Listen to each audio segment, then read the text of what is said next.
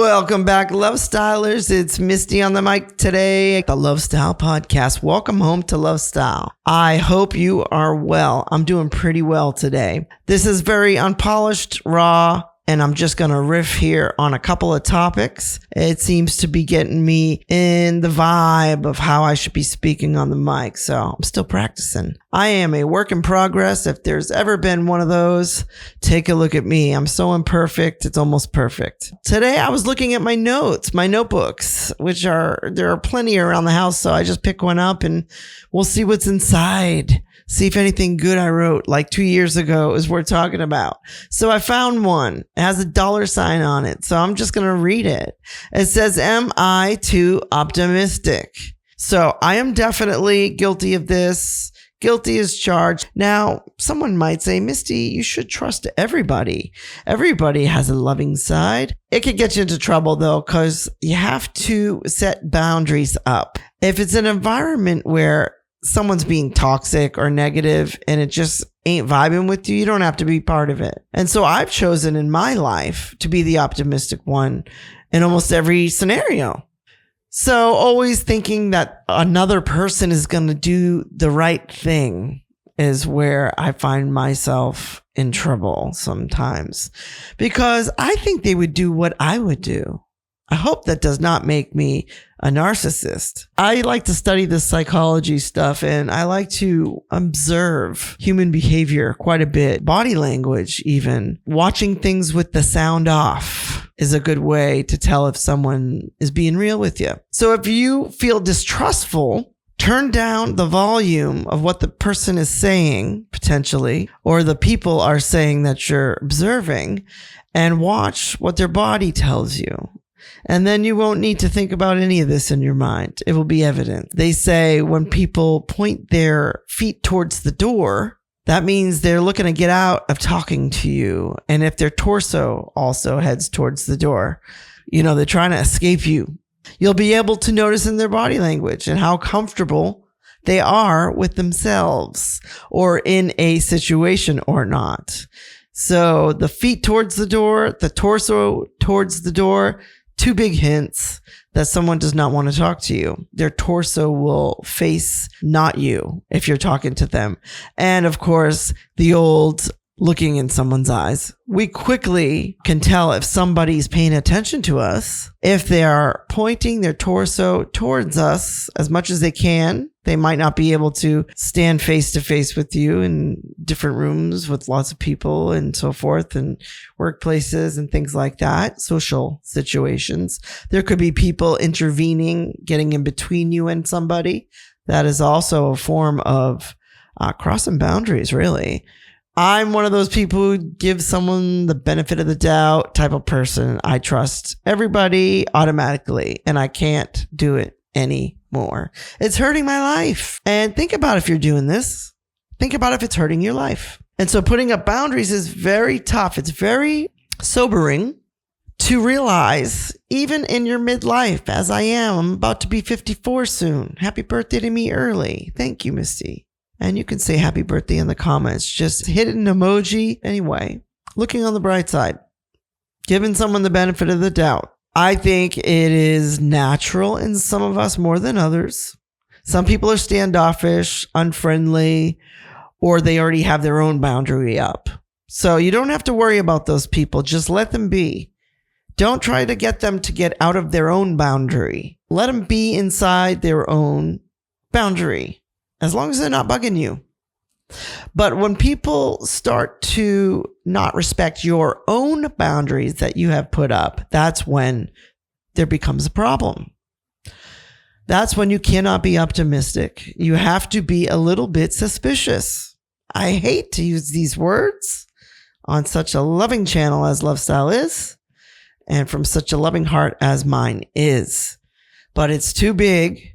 And a lot of people have stomped on it, and I've had to rebuild it from the ground up. You can do it with love. This is the part that's a little bit tricky. So you put up a boundary. You say, listen, you can't do that anymore. When you do that, it makes me feel like this, or that's my business and not yours, or whatever the issue is. Fill in the blank. you can't do that anymore, or we can't be friends, or I won't talk to you anymore. Let's just say you don't love being around negative people in your family. Let's just use that. Or at work, or your partner is very negative, or they're going through a time where they don't see it, but you do. You have to sit them down lovingly and say, listen, man, I'm your brosif. And if I'm your brosif, I have to tell you when you're being not cool. It reminds me of that movie Singles. It's a 90s movie. It's one of my favorite movies of all time. If you want to check out a cool 90s flick, watch Singles. And I think that was Cameron Crowe. Yes. And I love Cameron Crowe movies. So one girl says to her roommate in college, in the college years of the 90s, you got to tell me when I'm being plastic. You promised me you'd tell me when I'm being plastic. And so the other girl goes, hey, what you're doing right now, you told me to tell you when you're being plastic, you're being plastic. Like fake or a bitch or whatever their plastic meant. So putting up a boundary with somebody and saying, we can be friends, but we can be friends doing this. Like, I love our lunches together, or I don't want to be your friend anymore. I don't have to explain myself. Please leave me alone. Silence is another way. These are tough ones. These are the tough ones. I'm implementing all across the board. I'm speaking about myself here when I say it's hard. It's hard. Maybe it's easy for you, or maybe it will be easy for you, or maybe you will never put up that boundary at all. Some people just can't do it. They make up lies. That's when people make up lots of lies for reasons that they don't want to talk to somebody, or they try to avoid somebody. And I believe in the truth. A lot of people don't like that. I'd rather just kind of part ways lovingly and say it's not a good fit. It works for employers. Employers, they just say it's not a good fit, or your last day is this day. Here, you sign here. It's very businesslike. You can be like that if it helps you in your life. If it helps you with relationships, with friends, family, coworkers, neighbors. My neighbor borrows something, doesn't return it, or borrows it too much, and you say, hey man, there's wear and tear on this. You didn't return it last time. We can't be doing this anymore. I had a couple of neighbor experiences where we had to lovingly say, no, I live in a great neighborhood and we love our neighbors. For the record, that's going on the record. I'm even on the now Facebook page for the neighborhood, which for me was one of my boundaries. Now that I think about it, one of my boundaries was I was not going onto the neighborhood Facebook page because I didn't want to get involved in the drama. I eventually got onto the Facebook neighborhood watch page. I live in an opportune space to be on a page that protects our neighborhood. And I have the spiritual knowledge and say lots of prayers for our neighborhood. And I take care of this corner nice and well. So neighbors, do not worry if you're listening. I've got you covered with God under prayer. That was one of my boundaries, though. I didn't want to get on it. Andrew said, why aren't you on the blah, blah, blah Facebook page? I said, I don't want to know everyone's everything, and someone left their garbage out and be nitpicking and getting involved in other people's crap. I thought it would add drama to my life. And I'm finding out later on in life, a lot of this stuff does add drama. If you want to lessen the drama in your life, put the phone down and listen to this podcast instead. You don't need to scroll, and you don't even need to look at the screen. You could just listen to my beautiful wisdom. But that was one of my boundaries, getting on the Facebook thing. I said, you know what? I'm going to lovingly give it a shot. But my boundary itself was not going on to the Facebook page. Stepping outside of your own boundaries to set up a boundary is tricky. Later on in life, when you've let everybody pretty much wipe their feet on your back or be their doormat. When you have not enoughness, I have a lot of not enoughness from a lot of different things. And I've let other people kind of tell me who I was for many years. And I'm healing that now. That's what makes us afraid to just say the truth when someone crosses our boundaries and we want to be loving and we want to be the optimistic one that says, oh, they don't mean anything by it. That's just their personality. Well, if it's bothering you, you should put you first. Late in life here, the not enoughness that I have found is a feeling that I have sometimes. I'm learning to say, fuck you, feeling. I am enough. And I'm starting to do all kinds of things and surprising myself when I say I am enough.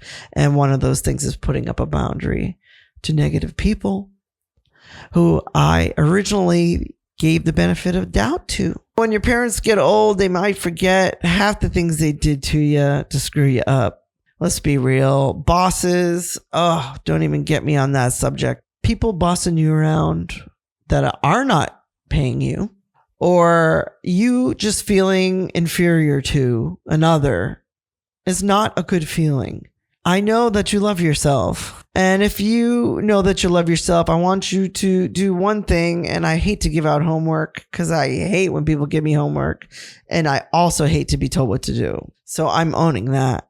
I hate to be told what to do, period. But I'm going to ask you to try this. I'm not telling you to do this. Look at yourself into your eyes, into the mirror with your nose up against the mirror when you're alone. And tell yourself how much you love yourself. Tell yourself why you love yourself. Grab your fat gut naked and do this and say, I love this gut because it's ready to disappear. It's part of me though. And it's part of the bigger picture of me, which is the physical is just the physical. I'm talking about your soul. Look into your eyes and tell your soul why you love you. It's really hard. I swear to God, this is hard. Even for me, who's such an optimistic person, who's always looking at the bright side of everything, who's a sweetheart. Another thing you can do is look up yourself on Google. Look up your name on Google. Now, if a rap sheet comes up, you're not living your life right. So I'm not going to be optimistic about that. I'm going to say you need to change some stuff. I'm not going to say that's wonderful because it's bad. You look up your name and all of your artwork comes up, or maybe videos you did or posts you've made that may have inspired others or opened up their minds a bit or helped them in some way get their life in order or start to look at themselves or heal some things or feel not so alone. Or the not enoughness could be maybe reversed. That's the optimistic side I want to talk about because we can heal ourselves. You don't have to insert your will upon other people's boundaries. You can put up some of your own. They don't have to be live or die things. They can be, I need a family break. That was one of mine I used. And I got off the family chat. That's what I was getting at earlier. I never wanted to be on the family chat. If it stresses you out when someone farts and someone has to ding, your phone every 5 minutes because someone farted or someone had, a headache. If someone has a headache on the family chat, I don't need my phone to ding. Things are looking up, guys. I just wanted to get on here and tell you I am still optimistic about the future. I'm telling you. There's good stuff coming. We've been through too much. We've been through too much for there not to be some air, fresh air to breathe, some better food to eat, some better relationships to participate in, some more people we like to meet, for us to meet our crowds and get away from the ones that don't resonate. It's not a good fit. Remember, when in doubt, it's not a good fit. Less words, silence works. Time to yourself. I'm taking a break. These are all acceptable. And you should come first in your life. You have to come first in your life. I'll say it a third time. You must come first in your life. And that is the most loving thing you can do for the world. Thank you for listening to the Lovestyle Podcast today. Go check out Black Eyed Soul. Watch my other videos on diet. Go in the playlists. Have fun. Give me some thumbs up. Give me some comments or emojis so I know someone somewhere is listening. And this may be just for me. I might find out no one wants to listen to me, but I'm still doing it because it makes me feel good. See how I came first? you can come first to in your life. Start today. Start now. Micro actions. I'm all about the love here on Lovestyle. This has been Misty on the mic. Talk to you next time on the Lovestyle Podcast. Peace, blessings, and love. And out.